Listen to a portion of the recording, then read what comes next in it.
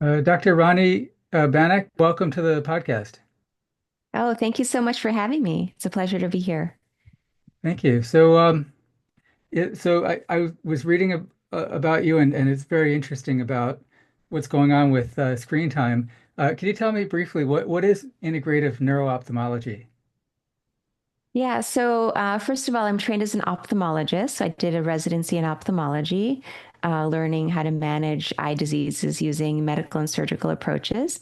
And then I did a fellowship in neuro-ophthalmology, which is the connection between our brain and our eyes, because we don't actually see with our eyes, we see with our brains. There are many pathways there in the brain. About 50% of our brain is dedicated to our visual pathways. So that's what I deal with in my practice. And on top of that, I also have certification in functional medicine. And so that's why I combine everything together. So I use an integrative functional medicine approach to eye health, really based in trying to figure out where the root cause of the problem is, where it's coming from, and then to treat it using really primarily nutrition, lifestyle modifications, supplementation when appropriate, botanicals, and some other modalities as well. So that's basically what I do in a nutshell. Oh, that's great. And uh, tell me a little bit about Envision Health NYC, the organization that you had founded. Yeah, so I was actually in academic medicine for the majority of my career. I always had a title. I still have a title, associate professor of ophthalmology, but I was doing that full time for much of my career. But then when I started to use more integrative and functional medicine approaches, I realized I couldn't do that within the confines of an academic setting because it requires a lot more time with each patient. And we were only given about maybe 15, 20 minutes with each patient. So I ended up opening up my own private practice. And that's what Envision Health NYC is it's my private practice.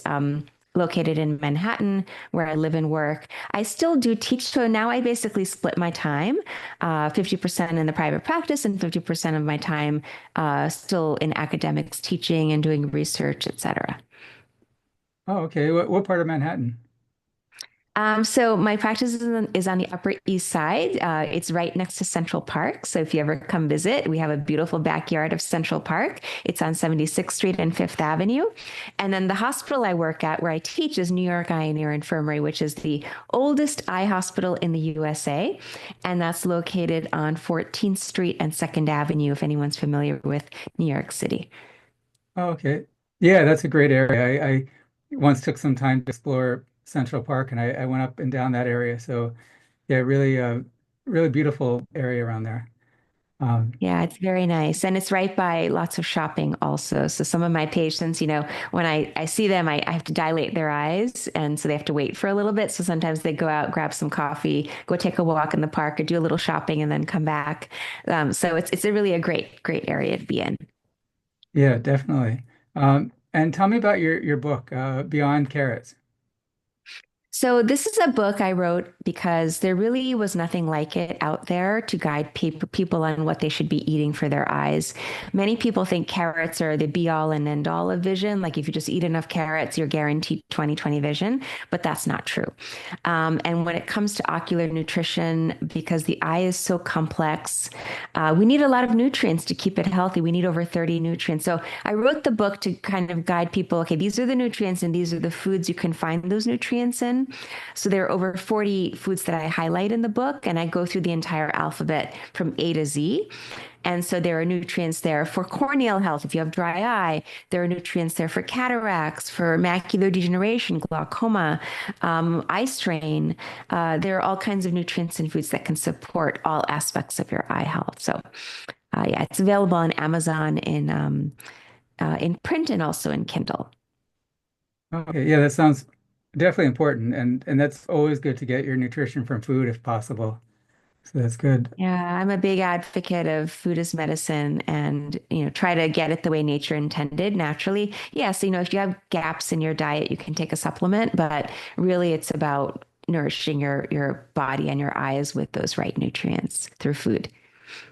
Yeah, and I really wanted to ask you about the issue with screen time as far as I mean, I think everybody is kind of aware that there's a technology addiction issue in our society that people can't put down their phones. I mean, everybody has their phone out.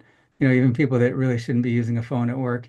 and you get on an airplane, the pilot is looking at his phone before he takes off. Hmm. It's a little bit scary, but and children, they just are nonstop. They go from one screen to another. You're like, you've been using your phone 8 hours straight. Get off the phone, then they go watch TV or use a computer. There's like never any downtime away from all these screens. And I think people are aware that there's an addiction issue, but maybe they think, well, that's okay. I can kind of live with it.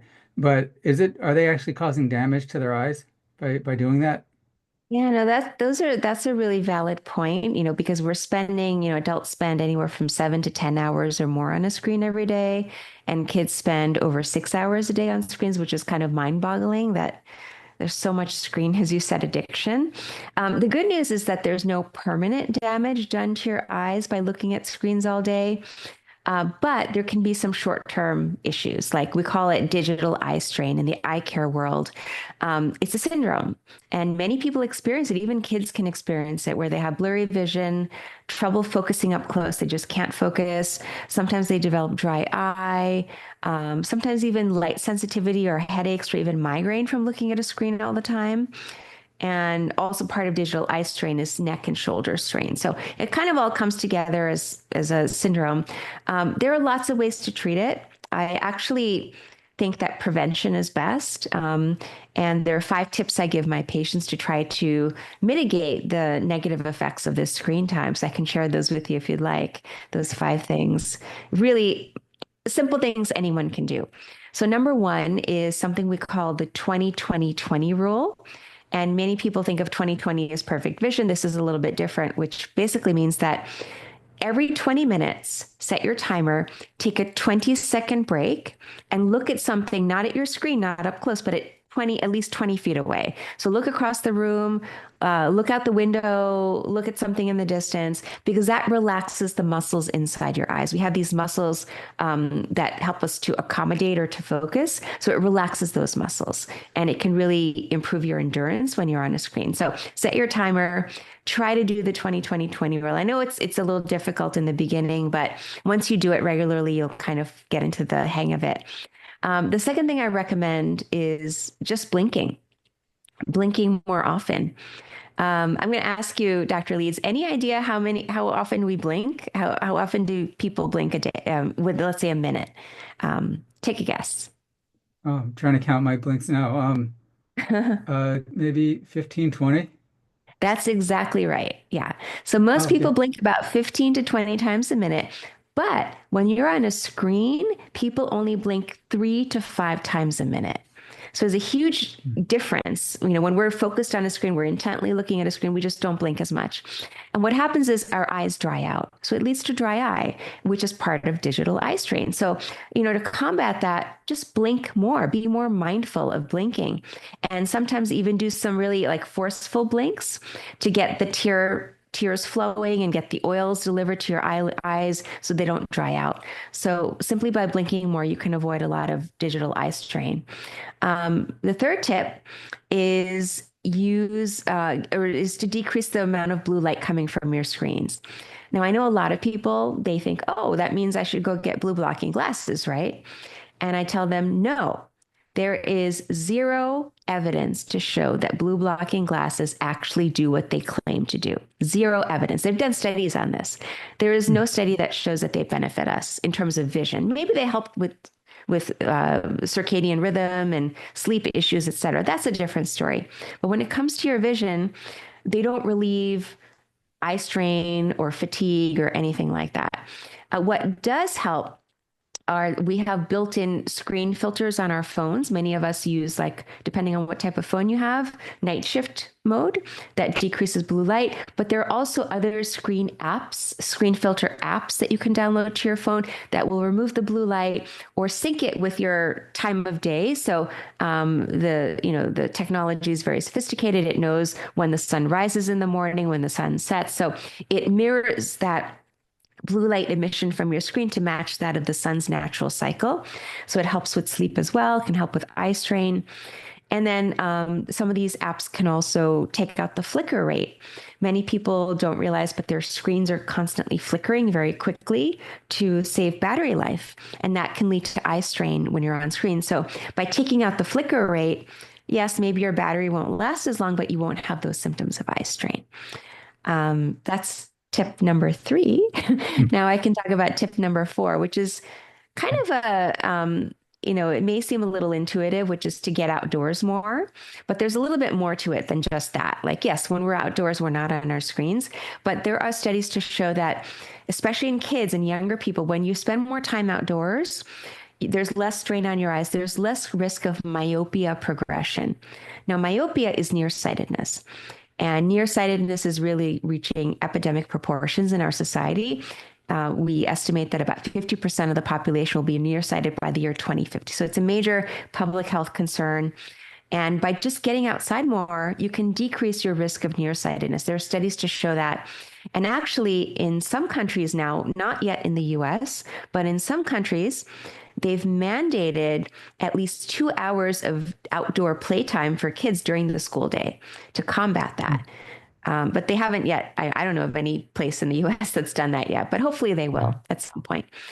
So get outdoors more. And then the last thing is nutrition. We were talking about nutrition earlier, but there are certain nutrients that basically act like blue blockers and UV blockers inside our eyes. They're kind of like our natural shields against light toxicity. And so these nutrients, they have fancy names. They're called lutein and zeaxanthin. Many people may have heard of them from, a supplement. Maybe their supplement has some lutein in it, but these are really important eye nutrients.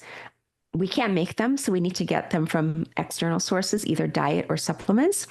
And there's lots of foods I talk about in my book that provide these nutrients. Some examples would be like leafy greens, like spinach and kale, collard greens, and other orange and yellow fruits and veggies. But these are my 5 tips that I give to my patients.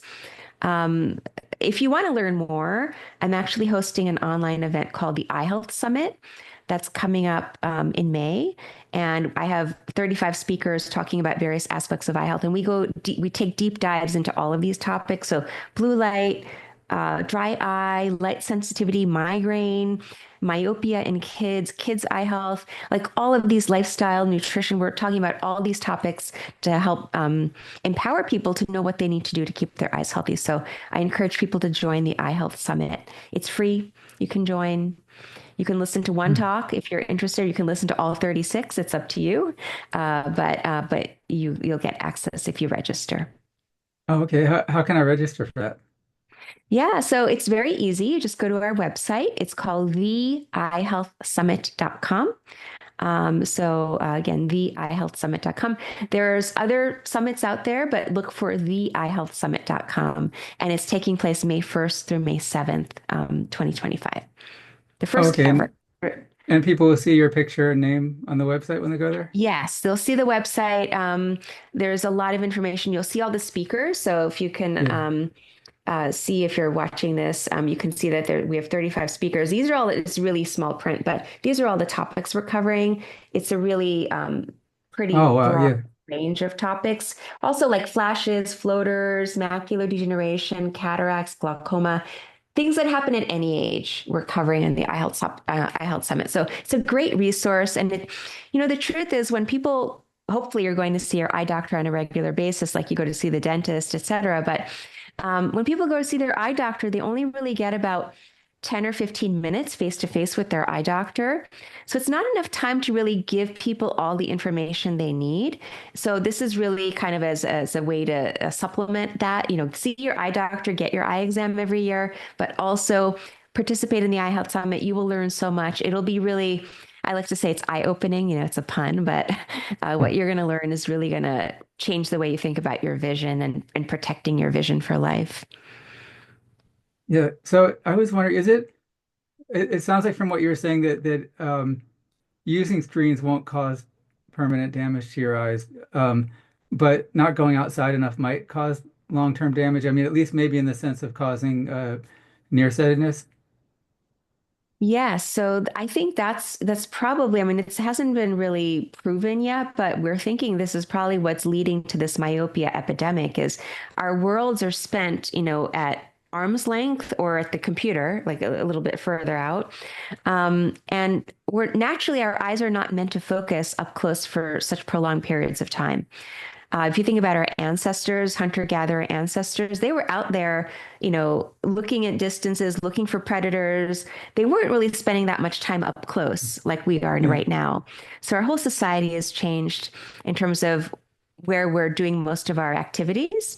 And because of that, the eye muscles have to work extra hard. They're called ciliary muscles inside our eyes that help us to accommodate. And in young kids, it causes the eye to get longer.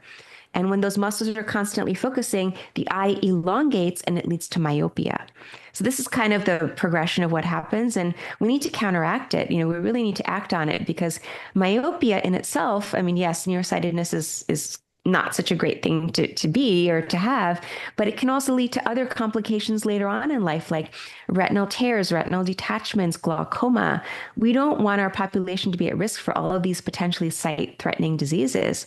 And it starts with teaching our kids early to balance their time, get outdoors, spend less time on screens. Yeah. And we should Yeah. probably take some of that advice as well as Oh adults. yeah. Yeah, I think that's good advice for everyone. My vision used to be really terrible. Like I couldn't see anything on the eye chart. And like probably 25 years ago, I got the LASIK procedure. I don't know if that was a Hmm. good idea or not, but I got that done. And my vision was like 2015 at first, and now it's probably like 2040. I know, however it is, I can barely pass the eye exam for driving because I did that and I had to squint a little bit to pass it. But so I that's about see. so I may have done that to myself probably just by using screens too Oh, no, much. not necessarily. We actually have a speaker talking about this, Dr. Sunny Goel, who's a really well-known refractive surgeon who does LASIK type procedures in Baltimore. And he talks about how LASIK can work for a long period of time. But then at some point in your life, your eye changes. You may develop some other eye issue like what we call presbyopia, which is trouble reading up close, or cataracts, which will change the power of your eye. So these other aging changes can happen that may make your LASIK less effective. So it's not that it didn't work, it's that it lasted for, however long, 25 years for you, or maybe less, so maybe a Yeah. little bit more. But there are other things that may develop that may impact how you see. So probably my guess is that, if you were 2015 after your LASIK, that probably you could get that 2015 back if the other eye issues were fixed or, addressed. Yeah. Again, it's important to go see your eye doctor on a regular basis, Yeah. um, but LASIK's pretty common. There are many other procedures now that are very, very effective refractive surgery procedures. They're not for everyone. And that's why, again, listening in on the Eye Health Summit is so useful because you get the whole perspective about eye health. It's not just one topic alone. You get, various talks from different um, insights from different experts, their unique insights, their experiences, and you can really kind of put it together and decide what to do next.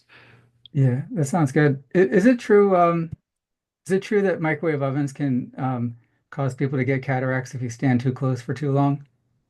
I don't know if you've heard Hey, that one. that's a great question, and it's something that I've thought about for years. Oh my goodness, am I getting this radiation? Is it potentially going to do damage to me? As far as we know, no, no, that's not the case. Because if that were true, I mean, the vast majority of people use microwaves, and most people aren't going blind from cataracts and radiation damage, et cetera. I think we would have seen that years ago if that were a risk. But other types of radiation damage can really affect the eye. The sun emits all kinds of wavelengths of light, UVA, UVB rays, shorter frequency rays, and we know that too much sun exposure can lead to serious eye issues. So another thing we recommend is UV protection when outdoors, particularly between the hours of 10 a.m. to 2 p.m. Even if it's a cloudy day, I always wear my sunglasses because we've seen like so many preventable eye diseases from too much sun exposure, Oh, from cataracts to even tumors in the back of the eye from too much sun exposure. So I don't want to scare anybody, but it's a simple thing you can do is just to wear good quality sunglasses that are UV blocking. And then there are other professions like welders, for example. They're more from the welding arcs and the intense heat that's generated. They have like workplace risks that put them at risk for higher risk for various eye conditions. But again, it's all about prevention. Even people who play sports. I recently saw, this is such an unfortunate story. I saw a young kid, 16-year-old, who was playing basketball without any eye protection. He had a finger that poked him in the eye, like in the opposing team, someone's finger went into his eye. He immediately lost vision. Basically, he had severe retinal and optic nerve damage from playing basketball, and it's Mm. irreversible, unfortunately. Um, and something like that could have been avoided by simply wearing eye protection. And I know a lot of people don't think about, oh, basketball is not a sport where you need to wear protective eyewear, but any kind of contact sport like that, or any kind of sport where there's a ball, like an object that may potentially come and hit you in the eye, it's such a simple thing to do is to simply protect your eyes by wearing goggles, sports goggles, rather than to suffer the consequences of potentially losing your vision. So, just some things to think about, some food for thought for people out there about your daily activities and what's safe and what may potentially be putting you at risk for an eye issue. Yeah, yeah, definitely. Do you recommend a brand of sunglasses, that's pretty good as far as protecting against all the bad kinds of light? Yeah, that's a great question. There's no particular brand, but what I would say is look for a sticker on the sunglass that says 100% UVA UVB blocking. Just as long as it has that sticker on it, or sometimes it may say UV 400, which is pretty much equivalent, meaning it's blocking all of those potentially harmful rays. And what I tell people is it doesn't matter the price. You can get a $10 pair of sunglasses with that sticker, or you can get a designer $300 pair of sunglasses. As long as it has a sticker on it, you're being protected. And the other thing I recommend for sunglasses is to wear sunglasses that are wide, because you also want to protect not just your eyes, but your eyelids and the skin around your eyes as well, because people can develop skin cancers around the eyes, especially in the eyelids. So skin cancers like basal cell or squamous cell carcinoma can happen. And so sunglasses can help protect against that. So big, like I love like the big wraparound styles. I mean, they may not be the most stylish, but they're protecting your eyes and they do work. Yeah, yeah, that's great. I like or I used to like the blue blocker sunglasses, like the brand ones, and I mean, they make everything look great outside except driving. You can't see the green lights. So for some reason, it blocks them out. So it's kind of probably not safe for driving, but I don't even know if they're good for Interesting. protecting the eyes. But yeah, they just kind of make everything look beautiful outside and sharp. The blue blocker Oh, glasses, but interesting. yeah, but they Hmm. block all the blue light. So and I guess that includes the green light on a traffic light. I guess it depends which spectrum it's the filter is blocking. But I always tell my patients, again, there's no research that shows that blue blocking glasses work for your screen. But if you want to get them for sleep, you can. And there's a simple way to tell. This is kind of what you're alluding to, Dr. Leeds, is put them on and see if you can see the color blue. So if you look at your screen and you can still see blue on your screen, you know that those glasses are not blocking 100% of the blue light. So maybe Yeah, get a that as a different tint. I usually recommend like a really dark tint, like deep red or orange or amber, because that will probably block about 99% of the blue light versus the clear blue blockers or the ones that are like lightly tinted yellow. They're mm, probably only blocking about anywhere from 10 to 30% of the blue light, which is really not enough if you're on a screen all day and you're worried about that and worried about sleep, etc. Get the deeper yeah. tints. Yeah, the good ones you can't when you're driving, you can't see the blue lights on a police car. All you see is the red light, um, which is Yeah, interesting. yeah. I'm like, Which that's is not a real probably police not the car. best thing, right? So it's probably better to use it in the house and get a separate Yeah, pair of like night driving glasses. yeah. So and May. So the summit's coming in May. That's to celebrate May's. Are we celebrating something with the eyes in May? I forgot what it We was. are, yes. We're celebrating National Healthy Vision Month. So Oh we're wow. kicking off the month with the summit. Yeah, so it's just, it's a great way to raise public awareness of eye health. Most of us don't really think about our eyes. We think about our gut health or our skin health or our heart health, but eye health is kind of like an afterthought unless something goes wrong. But I really wanted to create the summit and bring people together to make it a priority in our lives because if you ask most people, of the five senses, your sight, your smell, your hearing, your taste, your touch, which is the most important, most people will say my sight is my most valuable sense.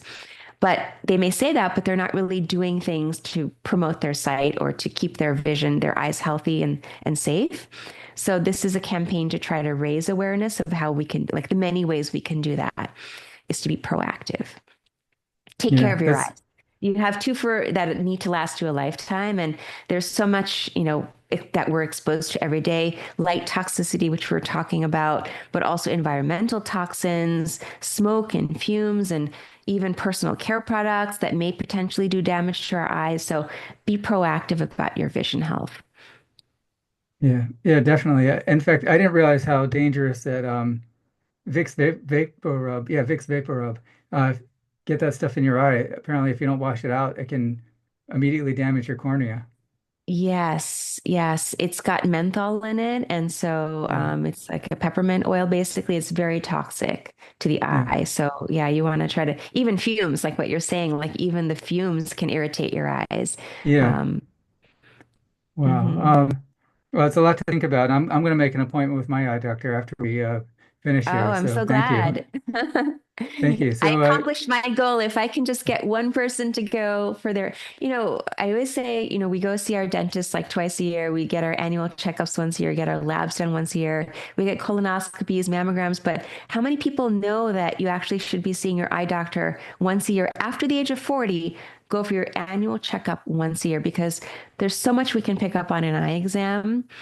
There's about 200 medical conditions we can pick up based on an eye exam. I mean, I can't tell you how many people I've diagnosed with diabetes or high cholesterol or heart disease because I've seen something on their eye exam that kind of is like a red, it's like a red flag, like something's going on.